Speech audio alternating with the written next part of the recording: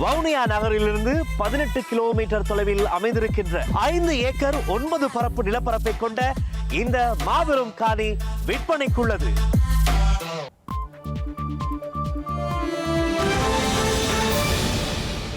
வணக்கம். இது ஐபிசி தமிழின் இரவு நேர பிரதான செய்திகள். முதலில் தலைப்புச் செய்திகள்.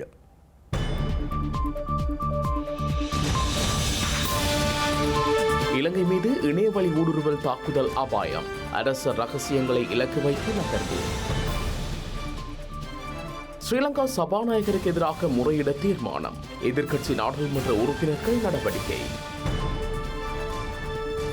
இனவாதத்தை கையில் எடுத்துள்ள அணு அரசாங்கம். போராட்டங்கள் தொடரும் எனவும் எச்சரிக்கை. வவுனியாவில் தடுத்து நிறுத்தப்பட்ட சட்டவிரோத கிரவல் அகழ்வு. பிரதேச சபை அதிகாரியின் துணிச்சலான நடவடிக்கை. துணை ஜனாதிபதி தேர்தல் வேட்பாளர் தேர்வில் பிரதமர் மோடி தீவிரம். ட்ரம்புக்கு அமைதிக்கான நோபல் பரிசு. கம்போடிய பிரதமர் பரிந்துரை.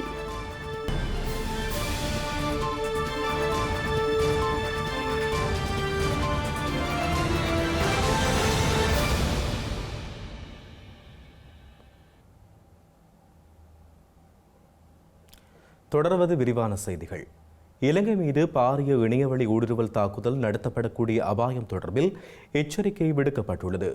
உலகின் முதல்நிலை சைபர் பாதுகாப்பு நிறுவனமான கெஸ்பர்கி நிறுவனத்தால் இந்த எச்சரிக்கை விடுக்கப்பட்டுள்ளது.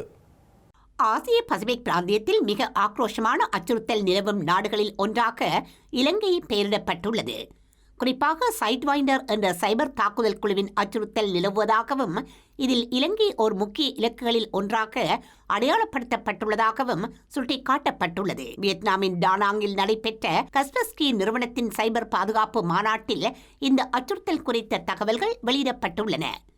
ஆசிய பசிபிக் பிராந்தியத்தில் உள்ள இலங்கை உட்பட பல நாடுகளை இலக்காக்கியுள்ளதாக தெரிவிக்கப்பட்டுள்ளது.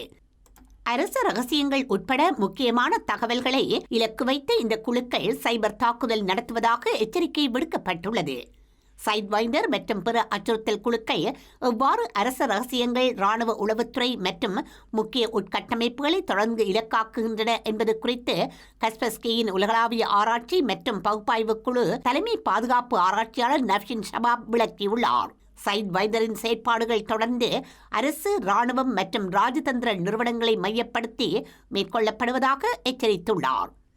பங்களாதேஷ், கம்போடியா, வியட்நாம், சீனா, இந்தியா, மாலத்தீவு, நேபாளம், மியான்மர், இந்தோனேஷியா மற்றும் பிலிப்பைன்ஸ் ஆகிய நாடுகள் மீதும் தாக்குதல்கள் நடத்தப்பட்டுள்ளதாக தெரிவிக்கப்படுகின்றது. மின்னஞ்சல்கள் மூலம் சைபர் தாக்குதல்கள் நடத்தப்படுவதாக எச்சரிக்கை விடுக்கப்பட்டுள்ளது. இந்த சைபர் தாக்குதல்கள் தகவல்களை திரட்டும் நோக்கிலானது அல்ல எனவும் புவிசார் அரசியல் காரணிகளையும் அரச ரகசியங்களை கைப்பற்றும் நோக்கிலும் மேற்கொள்ளப்படுகின்றது எனவும் எச்சரிக்கை விடுக்கப்பட்டுள்ளது. ஸ்ரீலங்கா சபாநாயகர் ஜகத் விக்ரமரத்னவுக்கு எதிராக ஜெனீவாவில் உள்ள அனைத்து நாடாளுமன்ற ஒன்றியத்தில் முறைப்பாடு அளிக்க எதிர்க்கட்சி முடிவு செய்துள்ளதாக தகவல்கள் வெளியாகியுள்ளன. எதிர்க்கட்சி தலைவர் சஜித் பிரேமதாச மற்றும் பிற எதிர்க்கட்சி நாடாளுமன்ற உறுப்பினர்கள் நாடாளுமன்றத்தில் தங்கள் கருத்துக்களை வெளிப்படுத்த சபாநாயகர் நியாயமான நேரத்தை வழங்கவில்லை என்று தெரிவித்தே இந்த முறைப்பாடு அளிக்கப்பட உள்ளது. எதிர்க்கட்சியின் தலைமை அமைப்பாளர் கயந்த கருணாதிலக்க கேள்வி எழுப்பிய போது தேசிய முக்கியத்துவம் வாய்ந்த அவசர விடயத்தை நாடாளுமன்றத்தில் முன்வைக்க நாட்டிற்கு வாய்ப்பு கிடைக்கவில்லை என்று அவர் கூறியுள்ளார். எதிர்க்கட்சி தலைவரோ அல்லது எதிர்க்கட்சி நாடாளுமன்ற உறுப்பினர்களோ உரையாடுவதை முந்தைய எந்த சபாநாயகரும் தடுத்ததில்லை என்று கயந்த கருணாதிலக்க குற்றம் சுமத்தியுள்ளார். எதிர்க்கட்சிக்கு இழைக்கப்படும் இந்த அநீதி குறித்து இதற்கு முன்பு பல சந்தர்ப்பங்களில் நாடாளுமன்றத்தின் கவனத்தை ஈர்த்திருந்தாலும் அதற்குரிய பதில் கிடைக்கவில்லை. எனவே இந்த தடவை அனைத்து நாடாளுமன்ற ஒன்றியத்தில் புகார் அளிக்க முடிவு செய்ததாக அவர் குறிப்பிட்டுள்ளார். இந்த முறைப்பாட்டை சமர்ப்பிப்பது குறித்து எதிர்க்கட்சித் தலைவர் சஜித் பிரேமதாச அனைத்து எதிர்க்கட்சி தலைவர்களுடனும் விவாதித்ததாகவும் அனைவரின் ஒப்புதலையும் பெற்றதாகவும் நாடாளுமன்ற உறுப்பினர் கயந்த கருணாதிலக்க சுட்டிக்காட்டியுள்ளார். பொத்துவில் தொடக்கம் பொலிகண்டி வரையிலான நடைபயண போராட்டத்தில் கலந்து கொண்ட மல்லாவி வர்த்தகர்கள், மல்லாவி இளைஞர்கள் உள்ளிட்ட 19 பேருக்கு எதிரான வழக்கு எதிர்வரும் அக்டோபர் மாதம் 29ஆம் தேதிக்கு தவணையிடப்பட்டுள்ளது.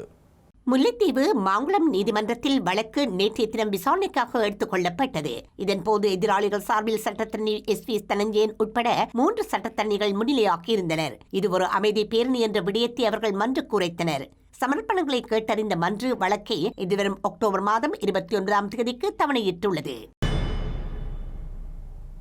அனுர அரசாங்கம் இனவாதத்தை இல்லாது செய்வதாக கூறி சட்டவிரோத செயற்பாடுகளில் ஈடுபடுவதாக தமிழ் தேசிய மக்கள் முன்னணி தெரிவித்துள்ளது.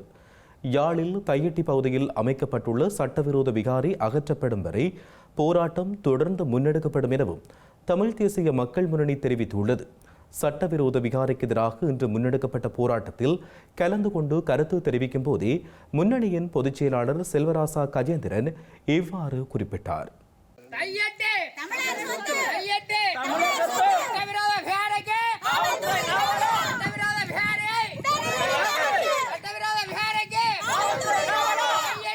யாழ்ப்பாணம் வலிகாமம் தையட்டியில் அமைந்துள்ள சட்டவிரோத திச விகாரைக்கு எதிராக தொடர் போராட்டம் ஒன்று முன்னெடுக்கப்பட்டு வருகின்றது.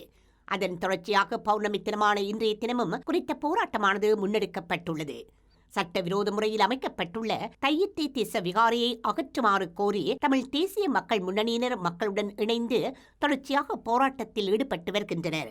குறித்த போராட்டத்தில் நாடாளுமன்ற உறுப்பினர் கஜேந்திரகுமார் பொன்னம்பலம், தமிழ் தேசிய மக்கள் முன்னணியின் பொதுச் செயலாளர் செல்வராஜா கஜேந்திரன், மாவீரர் போராளிகள் குடும்பநல காப்பக தலைவர் தீபன், தமிழ் தேசிய மக்கள் முன்னணியின் செயற்பாட்டாளர்கள் மற்றும் பொதுமக்கள் என பலரும் கலந்து கொண்டனர்.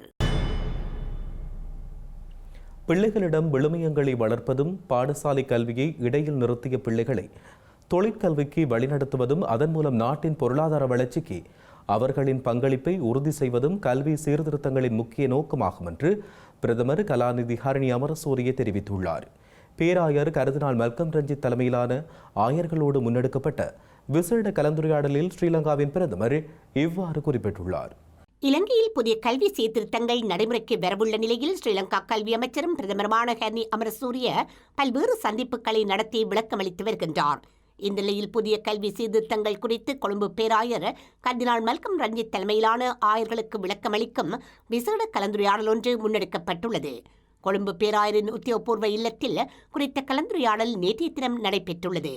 புதிய சீர்திருத்தங்களின் கீழ் கடைத்தொழில், மின் கைத்தொழில் துறை மற்றும் வாகன பழுதுபார்ப்பு போன்ற தொழிற்கல்வி துறைகளின் பெறுமதியை விளக்கி அந்த துறைகளில் நிபுணர்களை உருவாக்குவதற்கான அடித்தளத்தை பாடசாலைகளுக்குள்ளேயே எவ்வாறு உருவாக்குவது என்பதில் பேராயர் தனது விசேட கவனத்தை செலுத்தினார். தேசிய மக்கள் சக்தி அரசாங்கமானது நிலையானதும் கௌரவமானதும் உரிமைகளுடன் கூடிய சமஷ்டி முறையிலான அரசியல் அதிகார பகிர்வை உறுதிப்படுத்தும் தீர்வு திட்டத்தை உடன் முன்னெடுக்க வேண்டும் என வடகிழக்கு ஒருங்கிணைப்பு குழு கோரிக்கை விடுத்துள்ளது. அடக்குமுறைகள் அனைத்தையும் வைத்துக்கொண்டு இனமத பேதமின்மை குறித்து அரசு கதைப்பது நேர்மையின்மையாகும் என்றும் வலியுறுத்தியுள்ளது. வவுனியா யாழ் வீதியில் இன்று முன்னெடுக்கப்பட்ட போராட்டத்தின் போதே இந்த கோரிக்கை முன்வைக்கப்பட்டுள்ளது. போராட்டம் சமஸ்டியை நோக்கிய பயணமாக தான் இருந்தது. போராட்டத்துக்கு பின்பு தமிழ் மக்கள் மத்தியில், தமிழ் அரசியல் தலைவர்கள் மத்தியில் சமஷ்டி தீர்வே தமிழ் மக்களுக்கு ஒரு நிரந்தரமான தீர்வு, ஒரு சாதகமான தீர்வு என்ற வகையிலே பல கட்சிகள் பல்கோண வகையில் போராட்டங்கள் செய்திருக்கின்றார்கள். ஐக்கிய நாடுகள் சபையின் ஊடாக கலைத்திருக்கின்றார்கள். இருப்பினும் இன்னும் சமஷ்டி சம்பந்தமான தீர்வு விடயங்கள் இன்னும் எமக்கு கையளிக்கப்படவில்லை. தற்போதைய அரசாங்கம் தற்போதிருக்கின்ற தமிழ் சமுதாயத்தின் எதிர்காலத்தை கருத்தில் கொண்டு, உதாரணமாக காணி அதிகாரம், போலீஸ் அதிகாரம் இரண்டும் மிக அவசியம் என்பதனை நாங்கள் இந்த நேரத்திலே நாங்கள் வலியுறுத்துகின்றோம். இதற்கு ஐக்கிய நாடு சபைகள் கவனம் எடுக்க வேண்டும். அதே நேரம் இலங்கை அரசாங்கம், புதிய அரசாங்கமானது இதனை கருத்தில் கொண்டு தமிழ் மக்களோடும் தமிழ் கட்சிகளோடும் ஐக்கிய நாடுகள் சபைகளோடும் பேசி ஆட்சி களைவதற்கு முன் இந்த ஜனாதிபதி தேர்தல் இந்த காலத்துக்குள் இது தமிழ் மக்களுக்கு வழங்கப்பட வேண்டும் என்பதனை நாங்கள் வலியுறுத்தி கேட்டுக்கொள்கின்றோம். வவுனியா சட்டவிரோத கிரவல் அகழ்வு தடுத்து நிறுத்தப்பட்டுள்ளது. வவுனியா பிரதேச சபை அதிகாரி சம்பவ இடத்துக்கு நேரில் சென்று அதனை தடுத்து நிறுத்தியிருந்தார். வவுனியா வடக்கு பிரதேச சபைக்குட்பட்ட நெடுங்கணி கொத்தன்குளம் மாரா இலிப்பை கிராமத்தில் பிரதேச சபையின் அனுமதி பெறாது கிரவல் அகழ்வு நடைபெறுவதை அறிந்து பிரதேச சபை தலைவர் கிருஷ்ணவேணி நேரடியாக சென்று பார்வையிட்டார். இதன்போது பிரதேச சபையின் அனுமதி பெறாது அத்துமீறி கிரவல் அகழ்வு நடைபெற்றதால் அதனை உடன் நிறுத்துமாறு தெரிவித்திருந்ததுடன் பிரதேச சபையின் அனுமதியினை பெற்று பிரதேச சபையின் அறிவுறுத்தலுக்கமைய கிரவல் அகழ்வு மேற்கொள்ளுமாறும் அறிவுறுத்தியுள்ளார்.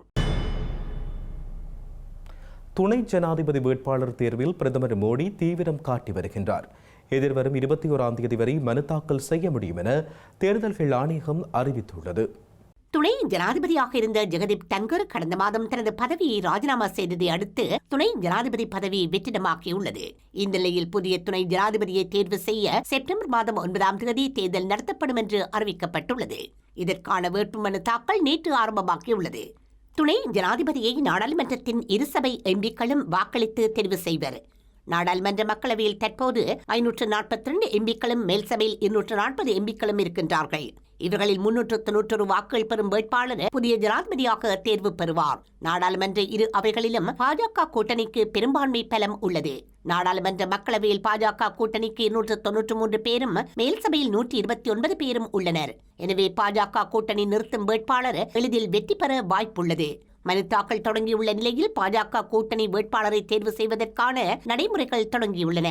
இது தொடர்பாக நேற்று மத்திய மந்திரி ராஜ்நாத் சிங் தலைமையில் கூட்டணி கட்சிகளின் ஆலோசனைக் கூட்டம் நடைபெற்றுள்ளது. அப்போது பிரதமர் மோடி, பாஜக தலைவர் நட்டா இருவரும் ஆலோசித்து தேர்வு செய்யும் வேட்பாளரை ஏகமனதாக ஏற்பது என்று முடிவு செய்யப்பட்டுள்ளது. இதையடுத்து பிரதமர் மோடியும் பாஜக தலைவரும் மத்திய மந்திரியுமான நட்டாவும் துணை ஜனாதிபதி வேட்பாளரை தேர்வு செய்வதற்கான ஆலோசனையை தொடங்கியுள்ளனர். அமைதிக்கான நோபல் பரிசுக்கு அமெரிக்க ஜனாதிபதி டொனால்டு ட்ரம்பை கம்போடிய பிரதமர் பரிந்துரைத்துள்ளார்.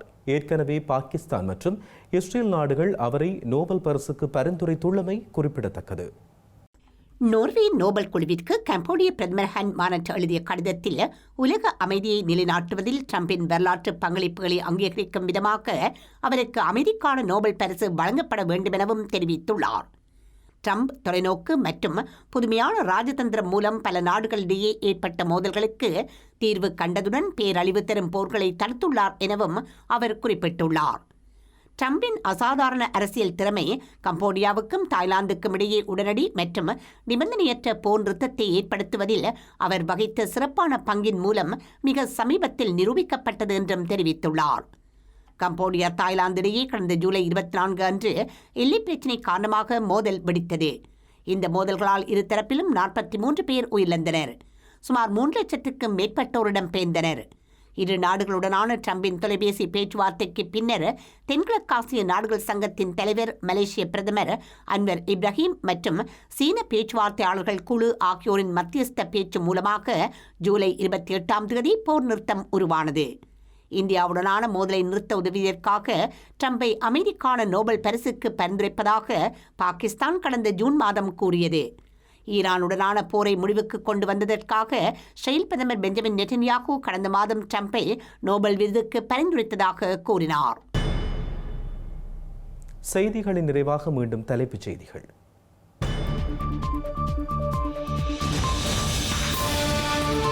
இலங்கை மீது இணையவழி ஊடுருவல் தாக்குதல் அபாயம்.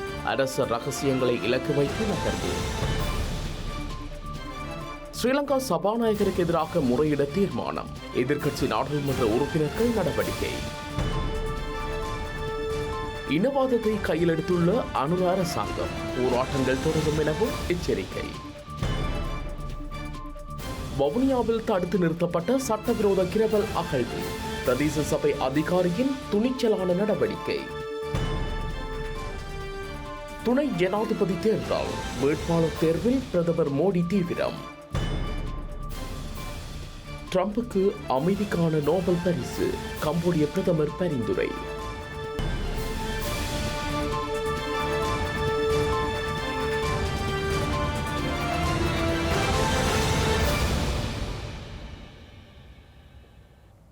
இத்துடன் ஐபிசி தமிழின் இரவு நேர பிரதான செய்திகள் நிறைவடைந்தன. உடனுக்குடன் நீங்கள் செய்திகளை அறிந்து கொள்ள ibctamil.com என்ற எமது இணையதளத்தை பார்வையிடுங்கள். வணக்கம்.